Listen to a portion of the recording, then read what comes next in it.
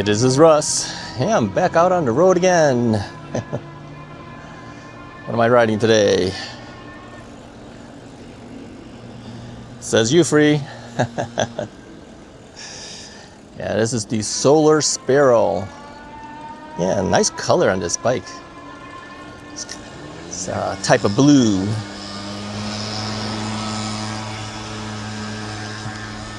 It's a Saturday as I'm riding today. I usually don't ride on a Saturday, but I figure I'd do it today. Ride around, see how it is. So anyways, the Solar Sparrow is a single speed bike, as you may or may not know, in case you've seen my review of this bike before. Yeah, it's a belt drive, single speed bike with 5 levels of pedal assist. What do they call these things? Let's take a look at it. Okay, there's off.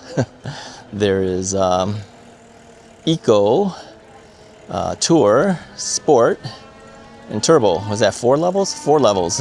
Yeah, that's 4 levels. Okay, we're gonna put it on Sport and leave it there.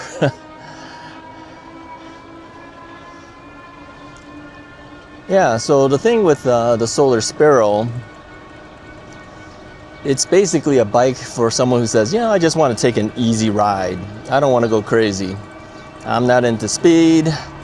You know, you give me 20 miles an hour, I'll be happy with it.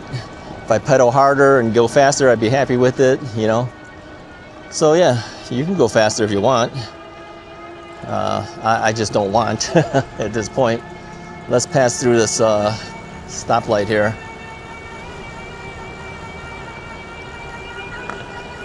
So you can throttle this.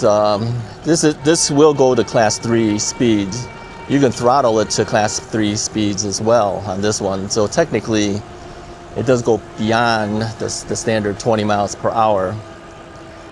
So anyways, it doesn't matter. Like I said, this is the kind of bike that you're not there for speed. I mean, I really don't care. I'll ride it the way I feel like the speed is enough for me for the day. It's okay. I could pedal this bike all day long and not feel like I'm tired out. You don't have that hard resistance, you know, if you set it up for the right pedal assist levels. Yeah, and you don't have to worry about gears because there are no gears. It's just one single speed. Will you ghost pedal? Yeah, you'll ghost pedal. But I don't think people who might buy something like this really cares too much about that. Yeah. They just want to keep their legs moving. That's why I kind of like this bike. And it's got the curved back handles, right? Can you guys see this? I'm trying to set the cameras up so you can see some of it, but it's got a curved back type handle. I mentioned before with this bike, if you decide to get one like this, get the bar end type mirrors. Ufree has their own that they will sell you if you want it. They seem to work best, I think, for this type of handlebar. You know, usually I have handlebar mirrors that attach to the actual handlebar on the tube part here. There's not enough space, first off, for something like that, and with the curve back, it doesn't work out too well. Yeah, get the bar end mirrors if you plan to put a side view mirror on. So, all right, what other fun stuff do I got to tell you? Okay, here's an interesting thing. You know, I did a video, of course, about being banned for e-bikes and e-scooters in the general area around here. Yeah, it's actually not my city that is banning the e-bikes. They are banning the e-scooters, however. Okay, but the e-bikes are not banned yet. Let's hope it doesn't in my area. Although Glenview, Illinois, has banned it. Now, I mentioned too that Sam Cycle thinks it's actually just for 16-year-old and under, but there's nothing on that website that says that. So he may be mistaken. I think it's a ban for everybody, which would be terrible for those who live in Glenview, right? Now, I also mentioned on a subsequent video that you know, people were mentioning that, hey, you know, you're talking about this stuff and then you're blowing off the stop signs. Well, hey, let's talk about the stop sign thing. I mean, I did a video as a response to that video And then somebody mentioned to me, he said, hey Russ, you know, as of July 2025, you can go past the stop signs with your bike. So I had to go check it out, right? Yeah, this is SB2111. Yeah, this is a proposed bill that Illinois is trying to decide whether to adopt or not.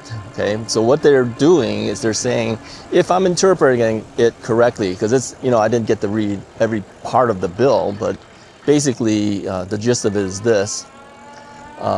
They want to essentially allow bike riders, which of course would include e-bike riders, to pass stop signs in Illinois and use it as a yield sign. Now this is what we usually call the Idaho stop, right? I think Idaho was the first guys that did this.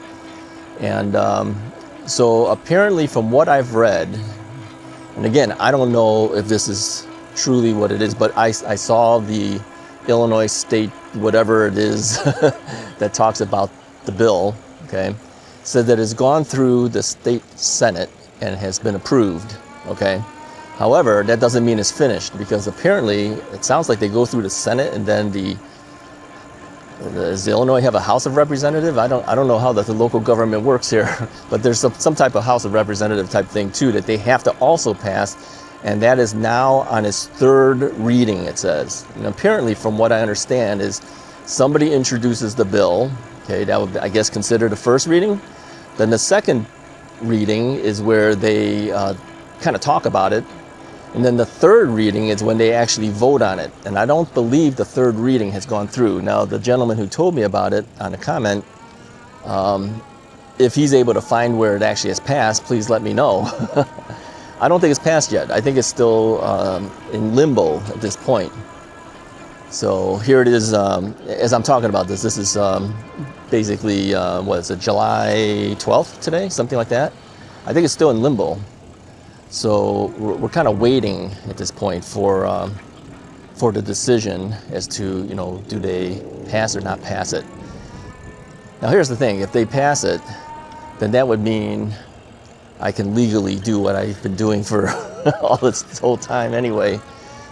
What they say that you should do on this is as long as the bike rider approaches the stop sign, looks around, slows down, if there's no cars or pedestrians around, he can continue on just as it was like a yield sign, right? So now if there's people around, then you're expected to stop, which is exactly how I do it. Yeah.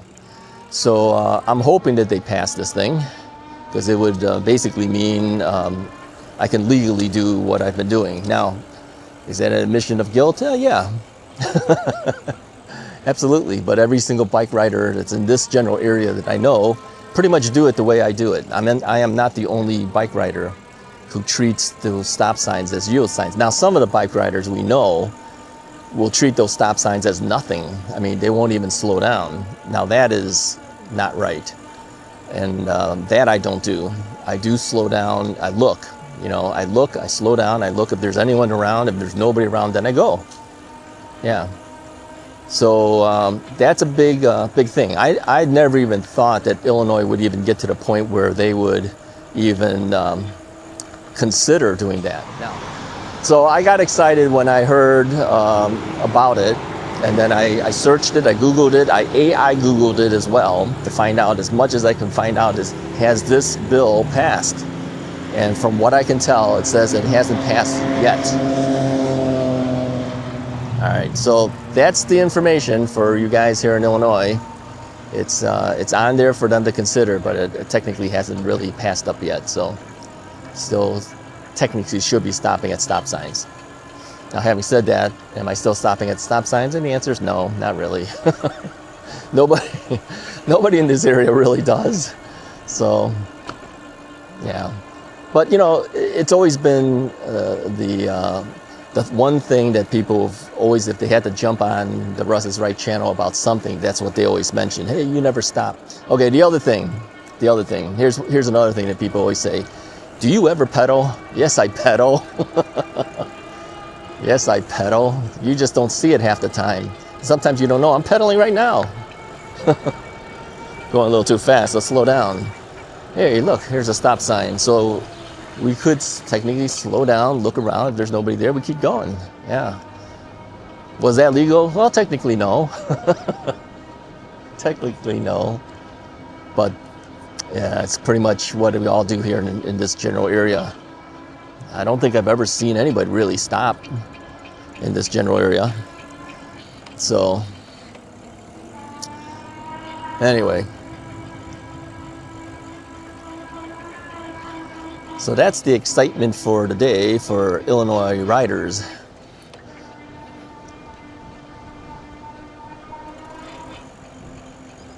We hear a little clinking. You know what I think that is usually? Sometimes I think it's just the fenders or something. This is the thing with metal fenders, okay? Sometimes metal fenders, you can hear stuff that clink or you know, any of those type of things, where something is just kind of rubbing against something, and then as it goes, it just kind of clinks. I don't know. I don't think there's anything for me to concern myself with too much. But yeah, sometimes people don't like that. They don't like the noise. All right, we'll let this car pass me up. We'll take a left-hand turn over here. So anyways, I wanted to take the bike out just to tell you a little bit about that proposed bill for Illinois. Oh, dead end. See, I tell you, well, all right, cul-de-sac. Well, technically that would be kind of like a dead end, because you can't get past, right? You got to turn around. And there's nothing there that says, hey, you're going to be riding into a cul-de-sac. Yeah, I guess you just got to know these areas, which one is a cul-de-sac and which one's not.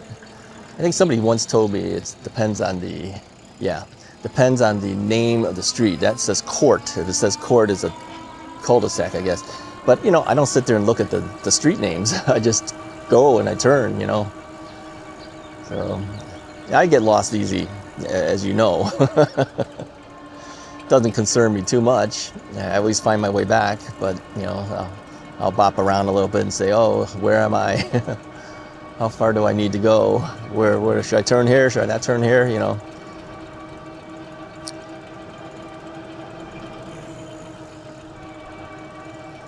Yeah, well, it's a pretty nice day today. I mean, it's not really hot. I think it was like 81 degrees or something. Oh, you know, I didn't show you. Let me pull off somewhere that I can show you. Let me find a good spot. Is that a park up ahead? Well, I don't know what that is. I know, it looks like it's somebody's private. Yeah, I don't think we want to pull over there. Thought that was like a park opening or something. Yeah, we'll find a spot. I wanted to show you this bike, which I didn't show the last time I was on the bike.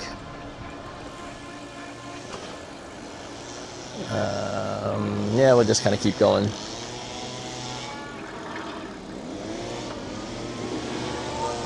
See, now in that case, the guy pulled out of his driveway. There is a stop sign there. If I stopped, it would just have slowed him down even more. He was waiting for me to go by. I mean, he's not going to go. Even if I stopped, he would not have gone. Because you don't want to be the guy that ran over the bike rider, right? Easiest thing is just take a look at him, know that he sees me, I see him, right? And then I just keep going. Yeah. Sometimes you got to make a judgment call. You can't just like always go by the letter of the law. Sometimes you have to make a decision what's actually the safest way to go. And in that case, the safest way was for me to just keep moving, really. Keep going. All right, I don't think I'm going to find any park-like settings. I may have to just pull off on the side somewhere here and show it to you. How about this one? Okay, this one's a road. I don't want to go down that other road because that's a pretty busy road over there. And we're heading back in the same direction we were. What's the point? See, you get lost real easy. I don't know these areas. I just go into people's neighborhoods and just start riding. I have no idea. It's not my neighborhood. All right, let's move up a little bit. If there's nobody out on the streets, I can just show it to you here. Let me see. All right, too many cars in their driveways. That means they're home. Let's move up a little bit. Nope, somebody's over there, so let's keep going. Where can we go? Let's go to a nice shady area. Yeah, let's stop here for a second here. Let me just kind of show it to you. Show it to you while I can. Put the kickstand down, top off of this thing. Here's what I want to show you. If you look at this, that's the bike. I wanted to show you the bag, okay? So this is a U-free trunk bag. So it just kind of pops open like this. And it goes higher if you need it to. There's a zipper here. Oh, here's a thing that I have now. This is a neck fan, which is kind of cool. There's a button here. It's by a company called Jisoo Life. Yeah, I did a review of this thing, which will be released on a Sunday. So maybe I'll remember. I'll put a link to the review.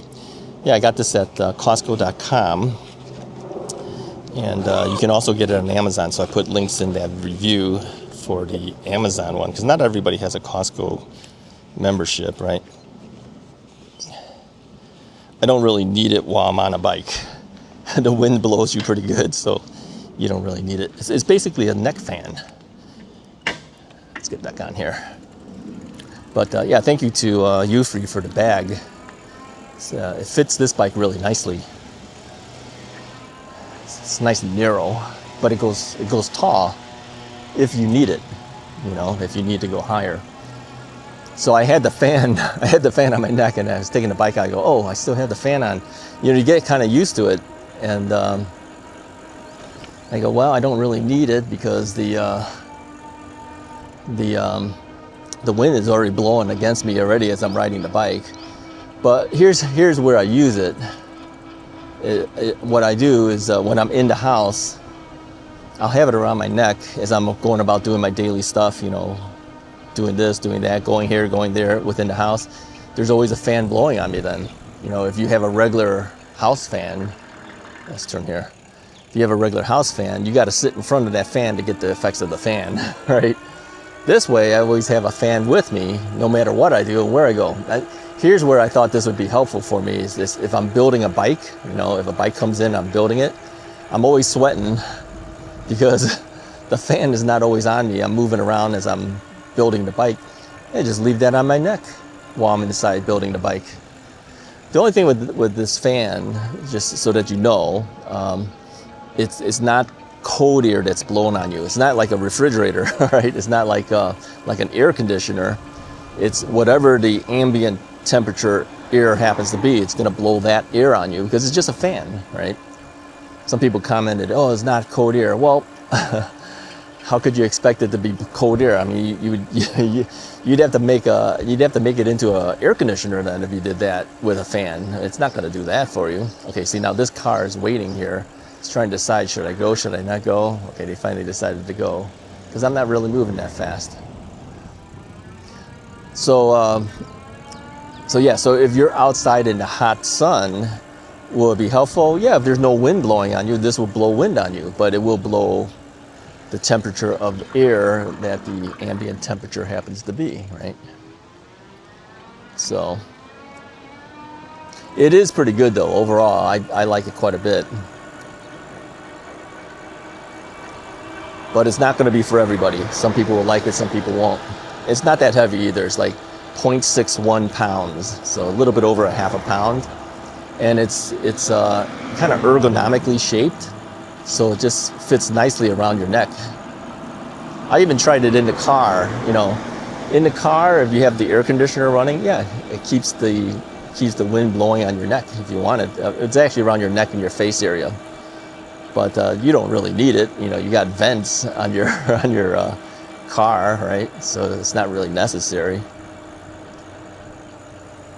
All right, should we take the bike route? Yeah, let's take the bike route. Now, technically it says, you know, no motor vehicles on here.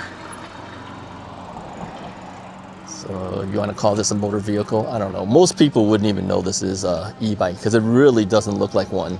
You literally would have to look closely to notice that it's got a motor in the back of the wheel there. You know, oh, it's got a battery on top. But you know, the top part that holds the battery, the cover, it's color coordinated to the bike. You don't even know it really. Oh, it's got a display screen. I mean, they got to see it for that to be noticed. I don't think most people would notice it as you're riding right past them. So for even like paths like this now, I feel I will only take bikes that are kind of like this. Otherwise, you know, you take a big fat tire bike, people would people would notice that. They would probably say something nowadays. So we don't need that kind of negative things happening.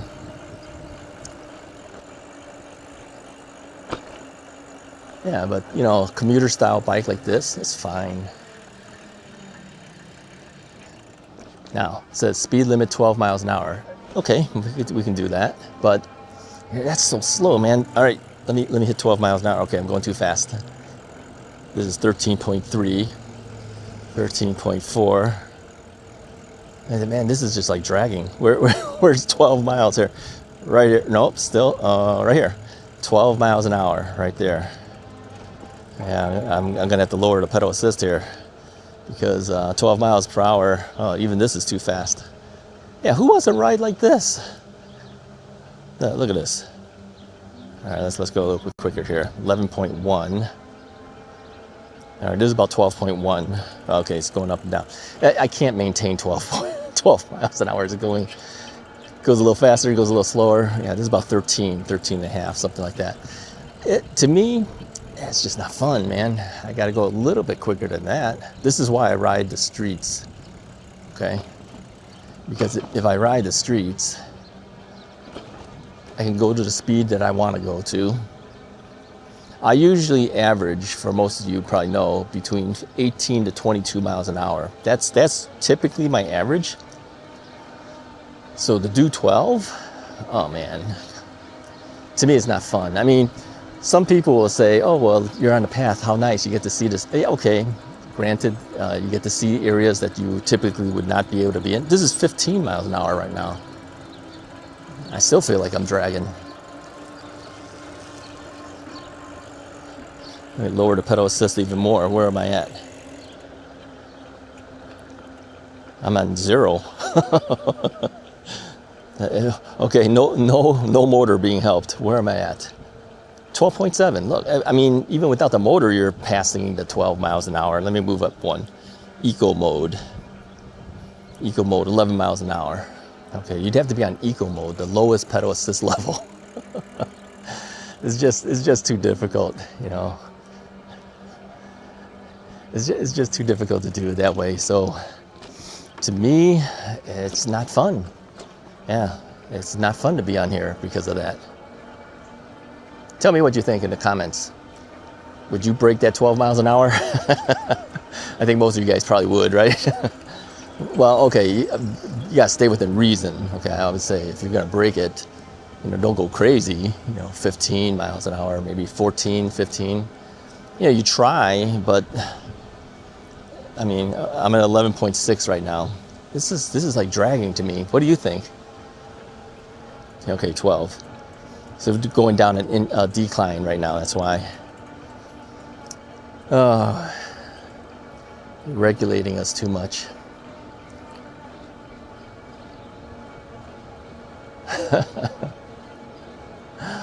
It's just too much for me. Okay, 13, 12.9, 12.7, 12.4. Yeah, if you're going up the incline a little bit, it's going to be like that, right? Okay, so now here's an e-bike. So I'm not the only guy, right? Let's throttle a little bit. I'm tiring out here. Throttle a little bit here. Hit him with the bell. I mean, even throttling, trying to keep it as low as I can. We're roughly around 12. There's 12 right now. Here's the thing. Some of you guys have commented too about this whole speed issue and the throttle issues, okay? They said, you know, they want to ban your throttles, class 1 only, you know, whatever. But in reality, if you pedal to 20 or you throttle to 20, it's still 20 miles an hour. What difference does it make how I get there? The speed of the bike is still moving at 20 miles an hour. If you hit somebody at 20 miles an hour with your bike, I don't think they're going to sit there and say, because he throttled, it hurt more than because he pedaled. 20 miles per hour is 20 miles per hour. This is why many people feel, you know, leave the stupid throttle alone, you know. the guy wants to throttle, let him throttle. If the guy wants to pedal, let him pedal. If you're going to speed limit us, just speed limit us. Don't tell us how we can and can't get there. It really doesn't make any sense. It's the same thing where people said, you know, what's the whole point of the classes? Class 1, Class 2, Class 3, you know. If you don't want us to do more than 20, just say, do whatever you want, but just don't go past 20. That would be a lot easier than dealing with these class things. I think the class things, though, are basically there for people who, you know, they want to be able to say, okay, if you go past that, then you have to get a license and all that. Okay, I understand that part. Okay. But the whole point is that, you know, if you're going to regulate us, whatever, if you're going to regulate us, leave the throttles alone. There are people who need the throttles. Yeah. People like me, I actually kind of need the throttle sometimes. I don't got the strongest leg. You guys know that. I have a replaced knee. I got really bad hips and everything. My leg strength, especially my left leg strength, is not that good. So I can't pedal all the time. I have to throttle sometime. Leave those people alone, is what they said. Yeah, I tend to agree. Okay, here, if you want to pull off all the throttles, don't pull it off of the guys with the ADA problems. Yeah, American Disabilities Act, right? So what, do we need some type of placard for the, like I have a placard for my car. Do we need some type of placard or some type of thing on our bikes to show that, you know, this person needs his throttle in order for him to ride his bike? I'm okay with that. I have no problem with that. Anyone who has a legitimate ADA issue, meaning a handicap issue, would have no problems with that, I don't think. You know, I mean, we already do it on our cars. We put a little placard up and says, hey, you know, I park in this handicap parking space because I've got a handicap issue. You know, and then people will leave us alone. The cops will leave us alone when we park our cars there.